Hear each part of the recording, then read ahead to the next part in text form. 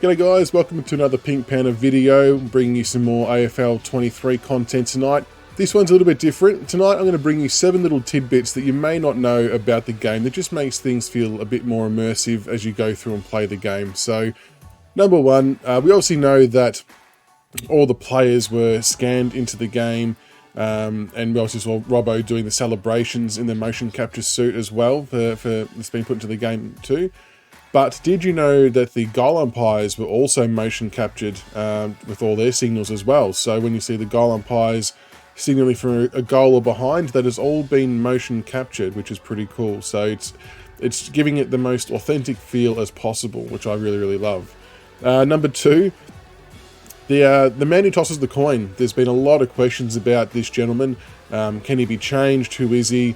Where did he come from? And so on. So this person is essentially just a friend of Ross's, we were told. So I'm not sure where they know each other from, but I suppose that's one of the perks of CEO, that if you want a mate in the game and there's a coin toss position available, that's where you slot him in. So that's you cannot change that.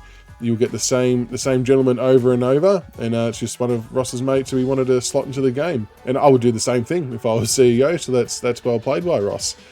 The third one is the crowd. So that the Big Ant dev team have actually scanned their faces into the crowd as well, including Ross, I believe. So there could be a little bit of Where's Wally action going on, trying to find Ross in the crowd during the cutscene, so make sure you keep an eye out for him. But that's a really nice touch for the dev team to all have their faces in the game in some capacity, just to leave their mark on what's been a super project for them. So keep an eye for the team in the crowd.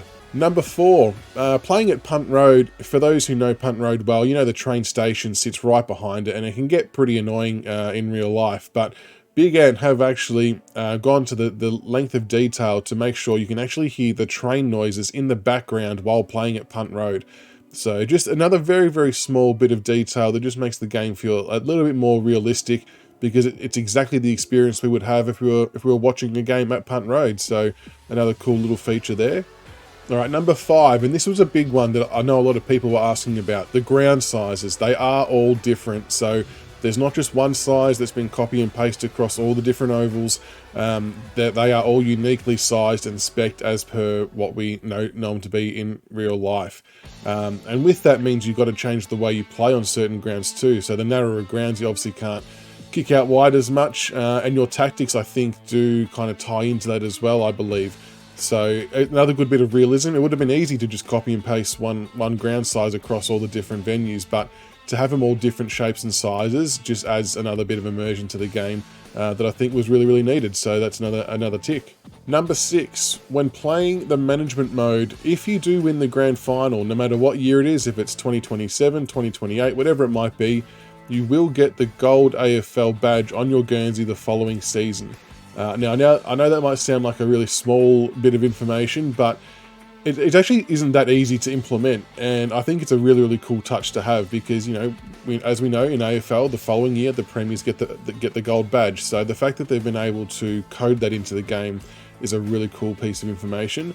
And you will also notice that during your grand final celebrations, the correct year that you win the grand final in will appear on, you know, the stage and things like that. So it's all going to be matching what you're playing and what season you are in at that present time, which is pretty cool. And then the final one, number 7, piggybacking onto the back of the gold logo, is when you do make a grand final, that you will get the grand final badges on your Guernsey, as per what you see in the trailer for Geelong and Sydney, which is very nice. So there you go, guys. 7 little tidbits for tonight about AFL23 that just makes the game that little bit more immersive.